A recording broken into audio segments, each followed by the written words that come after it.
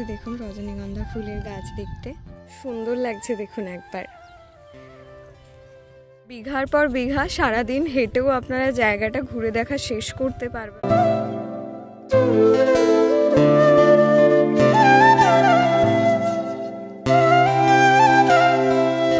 নমস্কার, কেমন আছেন সবাই? দিশাস ক্রিয়েশনে আপনাদের সবাইকে জানাই স্বাগত। আমি দিশা। আজকে চলে এসেছি রানাঘাটের চাপড়া। আপনারা জানেন ক্ষীরাইয়ে প্রত্যেক বছর ফুলের কেমন সমাহার হয়ে থাকে, ঠিক সেরকমই এবছরেও কিন্তু কোনোভাবে পিছিয়ে নেই রানাঘাটের চাপড়া। আজকে চলে এসেছি সেই চাপড়াতেই, আপনাদের সামনে তুলে ধরবো চাপড়ায় কী কী ধরনের ফুল চাষ হয়েছে এবছরে এবং আপনারা কবে এলে সবথেকে ভালো ফুলের উপলব্ধি করতে পারবেন। এছাড়াও আপনারা কত সহজে এখানে আসতে পারবেন এবং মিনিমাম কত খরচে এখানে আপনারা খুব ভালোভাবে পৌঁছতে পারবেন, সমস্ত কিছুই আমি আপনাদের সামনে ভিডিওর মাধ্যমে তুলে ধরব। তাহলে চলুন ভিডিওটা শুরু করা যাক। শীতকালকে বিদায় জানানোর মুহূর্তে পরিবারের সবাইকে নিয়ে ঘোরার মতো উপযুক্ত এই জায়গাটি। তাহলে চলুন বলি এখানে খুব সহজে কিভাবে যেতে পারবেন। আপনাদের শিয়ালদা স্টেশন থেকে রানাঘাট যাওয়ার যে কোনো ট্রেন ধরে নিতে হবে, নেমে যেতে হবে রানাঘাট স্টেশনে। খুব সুন্দর রাস্তার উপলব্ধি করতে করতে চলে আসুন রানাঘাট স্টেশনে। রানাঘাট স্টেশনের ঠিক পাশেই রয়েছে টোটো স্ট্যান্ড, ওখান থেকেই আপনাদের টোটো ধরে চলে যেতে হবে চাপড়া ফুলের বাগানে। দেখতে পাবেন রানাঘাট স্টেশনের এটা 3 নম্বর প্ল্যাটফর্ম। এই সামনেই যে ট্রেন দাঁড়িয়ে আছে এটাই আমরা শিয়ালদা থেকে এসেছি। তো এবারে এখান থেকে আমাদেরকে যেতে হবে ওই পারে। ওই যে দেখতে পাবেন রানাঘাট স্টেশন, ঠিক স্টেশনের পাশ থেকে রেল লাইনের পাত ধরে হেঁটে চলে আসুন এই পারে। আমাদেরকে এখান থেকে অটো বা টোটো যাই পাবো ধরে নিতে হবে। স্টেশনে ঠিক বাইরেই রয়েছে টোটো স্ট্যান্ড। এই যে সামনেই দেখতে পাচ্ছেন টোটো স্ট্যান্ড, এখান থেকে আপনারা টোটো ধরে নেবেন। কোনো টোটো বলবে আপনাদের 40 টাকা, আবার কোনো টোটো বলবে 35 টাকা। অবশ্যই দাম দর করে টোটোয় উঠবেন। রানাঘাট স্টেশন থেকে চাপড়া যেতে টোটোয় সময় লাগবে মাত্র 20 থেকে 22 মিনিট।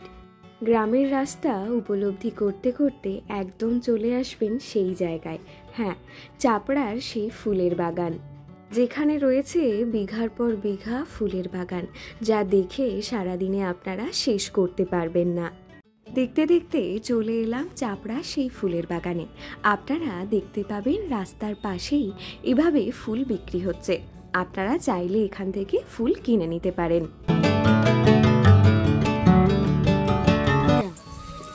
দুটোই 7 টাকা। আর এইগুলো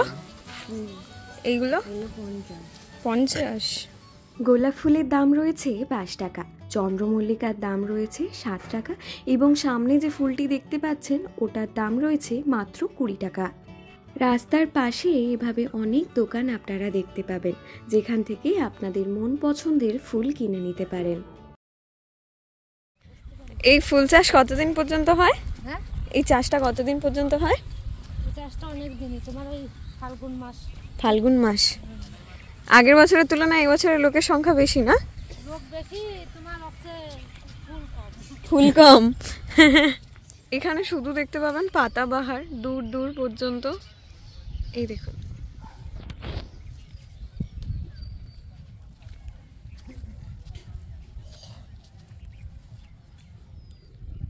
এখানে দেখতে পাবেন সবে কুড়ি আসা শুরু হয়েছে।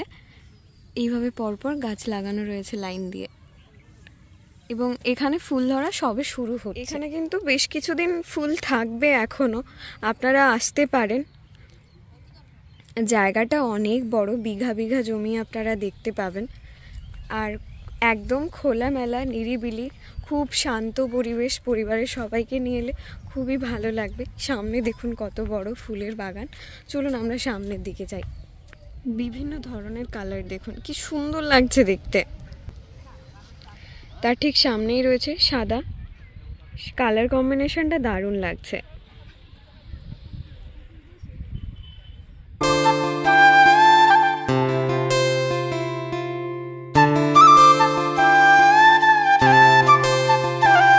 সৌন্দর্যের কাছে সমস্ত সৌন্দর্য হার মানে, এবং আপনারা যে এখানে আসবেন ফুলের যে একটা স্মেল থাকে সেটা একদম সামনে থেকে উপলব্ধি করতে পারবেন।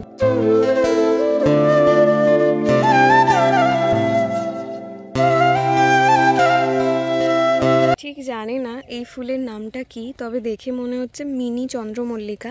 আপনারা যদি জেনে থাকেন অবশ্যই আমাকে জানাবেন কমেন্টে। ফুলের কালারটা দেখুন কি সুন্দর, সেই লাগছে পুরো। কত সাদা চন্দ্রমল্লিকা দেখুন। এভাবে আপনারা হাত দিয়ে স্পর্শও করতে পারবেন।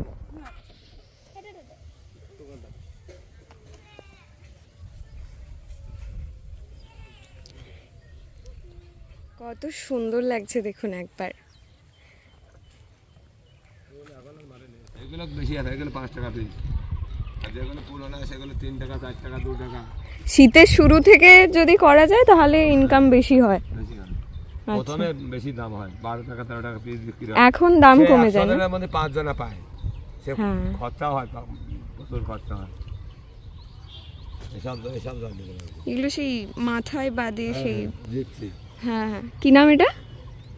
এখানে দেখতে পাবেন রজনীগন্ধা ফুলের গাছ, সারি সারি এখানে রজনীগন্ধা ফুল। একটু আগেই ওনারা তুলে নিয়ে গেছেন, তাই এখন দেখতে পাবেন কুড়ি অবস্থায় রয়েছে।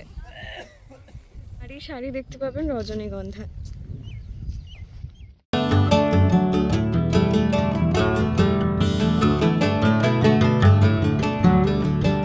ঠিক ওখান থেকে প্রবেশ করেছিলাম, ওই জায়গাটা থেকে গোটা ফুলের বাগান ঘুরে ঘুরে ঘুরে ঘুরে মাঠের পর মাঠ হেঁটে হেঁটে এখন এই জায়গায় এসেছি। তার কারণ ওই দূরে দেখতে পাবেন, এতক্ষণ আমি আপনাদেরকে রজনীগন্ধা ফুলের কুড়ি দেখিয়েছি, এখানে দেখতে পাবেন ফুল ফোটার অবস্থায়। চলুন আমি একদম সামনে নিয়ে যাই আপনাদের। যখন টোটোয় করে আসছিলাম তো টোটোয় দেখলাম সাইডে যে বাড়ি রয়েছে রাস্তার, সেই বাড়িগুলোতে কিন্তু রজনীগন্ধা ফুলের মালা গাঁথা হচ্ছে। তো সেই কারণে বেশিরভাগ ওখানে জমিতে দেখলাম রজনীগন্ধা ফুলের কুড়ি। এখানে দেখতে পাবেন রজনীগন্ধা ফুল ফুটে রয়েছে। কি সুন্দর লাগছে দেখুন রজনীগন্ধা ফুলের গাছ দেখতে। এত সামনে থেকে আমি কোনোদিন দেখিনি, এবং আপনারা চাইলে ছুঁয়েও দেখতে পারেন।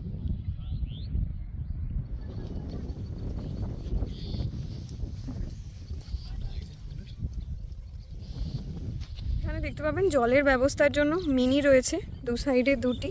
ঠিক এখান থেকে মিনি থেকে জলের মাধ্যমে পুরো জায়গায় জলের কভার হয়। আর দূর দূর খালি আপনারা দেখতে পাবেন রজনীগন্ধা ফুল।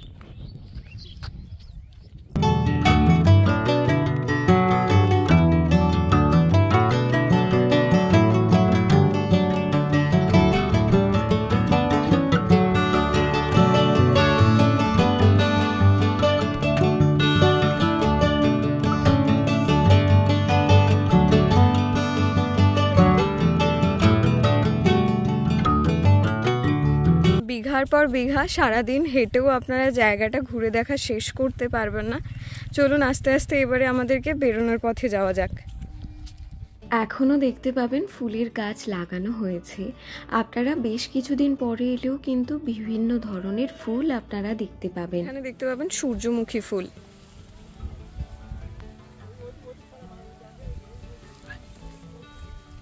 আপনাদের এই জায়গাটি কেমন লাগলো অবশ্যই আমাকে কমেন্ট করে জানাবেন। তাহলে চলুন দেখা হচ্ছে নতুন আরও একটি ভিডিওতে, নতুন আরও একটি জায়গার সন্ধান নিয়ে। ততক্ষণের জন্য টাটা। ভালো থাকবেন, সুস্থ থাকবেন এবং সাবধানে থাকবেন। যদি ভিডিওতে কোনো কিছু ভালো লেগে থাকে তাহলে অবশ্যই ভিডিওটি শেয়ার করে দেবেন। দেখা হচ্ছে নতুন আরও একটি জায়গায়। টাটা।